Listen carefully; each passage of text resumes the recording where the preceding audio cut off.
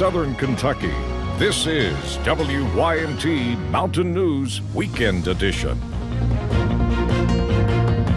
Good evening, I'm Macy Marie. A water supply emergency issued by Hazard City officials has homes and businesses like car washes cutting back in efforts to use less water. Workers tell WYMT's Taylor Upchurch this is a problem they face often during the winter weather, but for now they just hope warmer temperatures become the quick fix. The effects of a water supply emergency spreads quite far, let's say to your local car wash. Well, it's bad, but what can you do? In a water supply emergency, unnecessary water usage is a no-go, which is unfortunate for car washes on a weekend forecasted for nice weather. Stand and wait and hope they can get salt off the cars. Mike North never wants to turn away a customer. He says they hear a few complaints, but most, like J.B. Jones, are understanding. Yeah, it looked like they would see the gates locked. Of course, I saw it anyway, but I said, I'll wait and be the first one, but not today. Not today.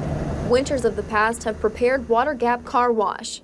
North says he is no stranger to dealing with hazards, water line breaks, and frozen meters. Last year was shut down for 20 some days, I think, and you know, it's just awful. He just hopes warmer weather helps city workers distribute water to those who need it most. Today probably been 250 plus cars, and then probably the same for tomorrow. So, yeah, I say we missed out on 500 or better. Until then, customers say it is up to Mother Nature. No use to get excited. It may rain. Wash it off. To keep their cars clean. In Perry County, Taylor Upchurch, WYMT Mountain News. City officials hope the issue will be resolved by Tuesday. Until then, we'll keep you updated on air and online at WYMT.com.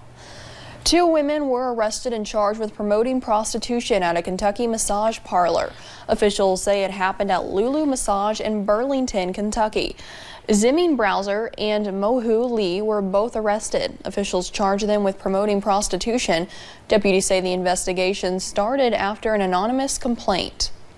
Fog and ice caused big issues on I-64 this morning. A crash shut down part of the interstate. Chelsea Jones went out to find out what happened. Foggy skies and icy roads caused an 8-vehicle collision around 6:30 this morning on I-64 West near Moorhead.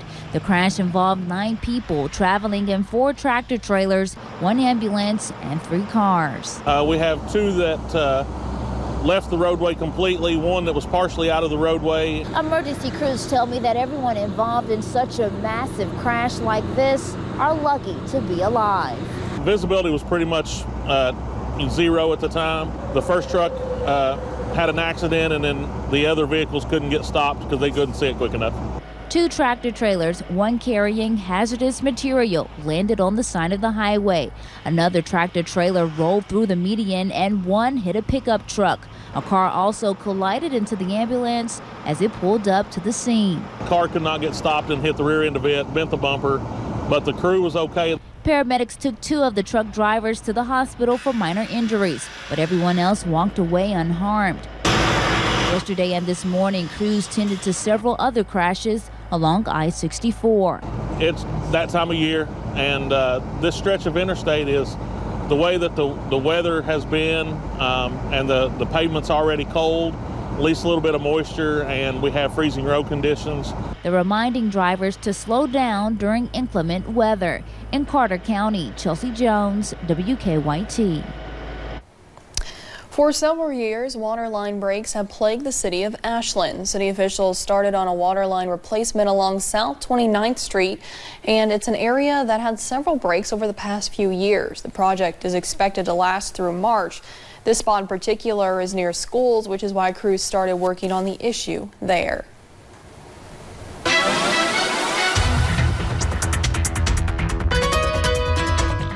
Well, it's been an absolutely beautiful day here in the mountains, and the good news is we're actually going to see that continue into your Sunday. You can see here on UVA-Y's camera, we started out with partly cloudy skies and really seen that throughout the day, but we're starting to see mostly clear as we head into those overnight hours. Whitesburg still showing partly cloudy skies and that sun starting to set, but still an absolutely beautiful day over there as well. Satellite and radar shows those clouds a bit earlier this morning, but most of them are starting to get out of here, especially up to the north. And like I said, we'll really see that continue as we head into your Saturday. Temperatures, they're pretty comfortable outside into those mid 50s to upper 50s in some spots. I think some areas got close to 60 for today's high temperature. And as we look at the next couple of days, tonight's going to be good, still pretty cool, but we're going to start to warm up even more as we head into your Sunday with mostly sunny skies. And Monday features daily rain chances back into the forecast. We'll break down that full forecast in just a few minutes. Macy. All right, thank you, Paige.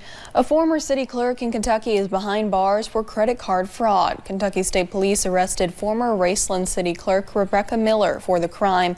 An audit of city funds found apparent misuse of the city's credit card. After an investigation, police say the card was used to purchase more than $10,000 in personal items unrelated to city expenses.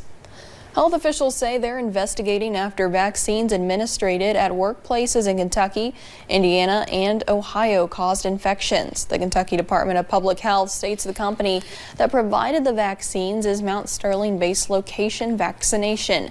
Most vaccines were administered in central Kentucky after September 1st. The agency states the vaccines may have also been ineffective in preventing illnesses. Symptoms of the vaccines include redness, pain, swelling, and hard lumps where the shot was given. We now know the funeral arrangements for a boy killed in a Pulaski County fire earlier this week. A visitation for Hunter Denny will be held after 4 on Wednesday at Hillslope Funeral Home. A funeral will be held at 11 on Thursday. Hunter will be buried in the McKinney Cemetery. The 12-year-old died Wednesday morning when his house caught fire. And here in Kentucky, along with around the world, people are mourning the loss of the banjo man, Neil James. James died on Friday. A visitation will be held on Monday at Lincoln County High School Stuart Underwood Auditorium. That's from 5 to 9. A private funeral will be held on a later date.